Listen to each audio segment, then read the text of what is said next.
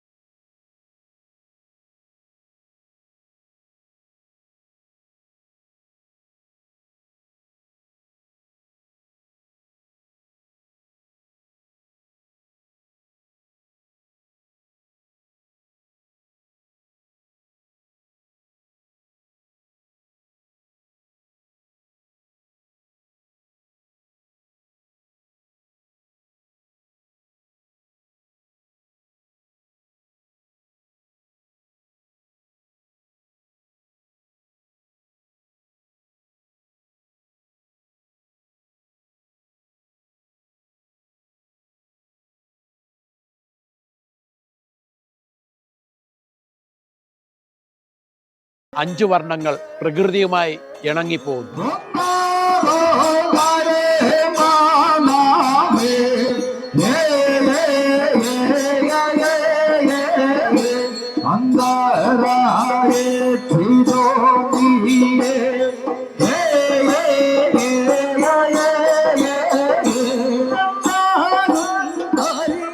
കറുപ്പ് എന്ന് പറയുന്നത് പച്ചമാവല നമ്മൾ വാട്ടി കരിച്ച് അരച്ച് എടുക്കുന്നതാണ് കറുപ്പ്.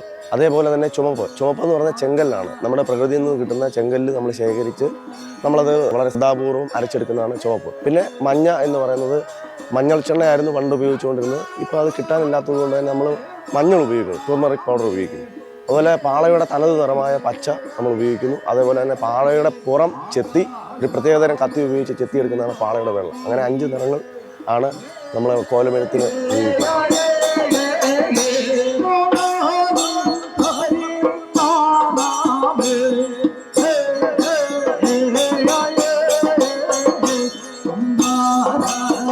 വ്യത്യസ്തമാണ് മുഖത്തെഴുത്തിൻ്റെ ശാസ്ത്രം. അക്ഷരങ്ങൾ എഴുതുന്നത് പോലെ തന്നെയാണ് ഇത്. ഒരു ശരിക്കും പറഞ്ഞാൽ നമ്മൾ എങ്ങനെ എഴുതുന്നു അതേ രീതിയിലാണ് നമ്മൾ ഒരു ചിത്രം വരയ്ക്കുന്ന പോലെ അല്ല, വരയല്ല ഇത്, ശരിക്കും എഴുത്താണ്. അപ്പോൾ എഴുത്തിന് അതിൻ്റേതായിട്ടുള്ള പ്രത്യേകതയുണ്ട്. കാരണം നമ്മൾ ആദ്യം കണ്ണ് ഒരു കോലത്തിൽ നമ്മൾ പാള ചെത്തുന്നു. പാള ചെത്തിയതിന് ശേഷം അത് രൂപങ്ങൾ നമ്മൾ വെട്ടുന്നതിന് ശേഷം നമ്മൾ അത് ഈർക്കിലി ഉപയോഗിച്ച് നമ്മൾ അതിനെ ബലപ്പെടുത്തി എടുക്കുന്നു.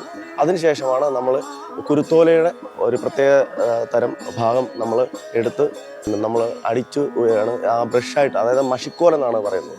അപ്പോൾ അത് ഉപയോഗിച്ചിട്ടാണ് നമ്മൾ വരയ്ക്കുന്നത്. ആ കോലങ്ങളിൽ നമ്മൾ ഒരു സൃഷ്ടി എങ്ങനെയാണ് അതേപോലെ തന്നെ കണ്ണ് വരയ്ക്കുന്നു, നമ്മൾ മൂക്ക് വരയ്ക്കുന്നു, അതിനുശേഷം നമ്മൾ വാ വരയ്ക്കുന്നു, അതിനുശേഷം അതിന് ആ മുഖത്തിന് ഒരു പൂർണ്ണ രൂപം കൊടുക്കുന്നു. അങ്ങനെയാണ് എഴുത്തിൻ്റെ ഒരു രീതി.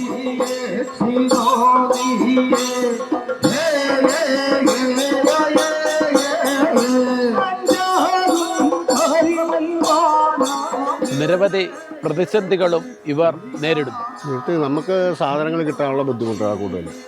പ്രകൃതിദത്തമായ സാധനങ്ങളായതുകൊണ്ട് ഈ കമുകിൻ്റെ പാള, ഓല ഇതൊക്കെ നമുക്ക് കിട്ടാൻ ബുദ്ധിമുട്ടുണ്ട്.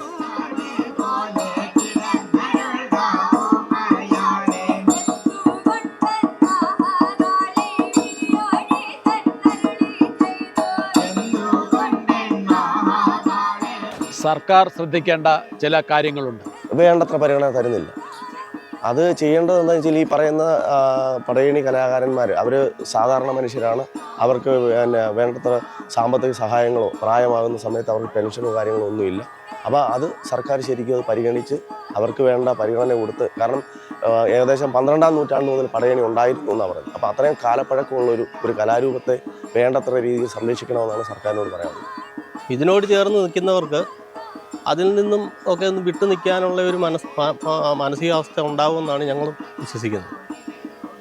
എന്തായാലും ക്ഷേത്രകലയാണല്ലോ, അപ്പോൾ അതുമായിട്ട് ബന്ധപ്പെട്ടൊക്കെ നിൽക്കുമ്പം ലഹരിയോടും മറ്റ് കാര്യങ്ങളുമായിട്ടൊന്നും നിൽക്കാതെ ഇതുമായിട്ട് കൂടുതൽ ബന്ധപ്പെട്ട് നിൽക്കാൻ കുട്ടികളൊക്കെ ശ്രമിക്കുന്നുണ്ട്.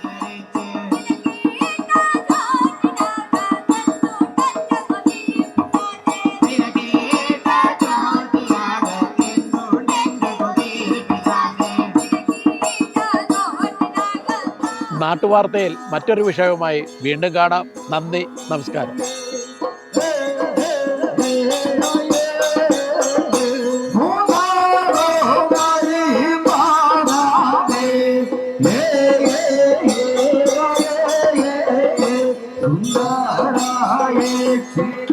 നീയേ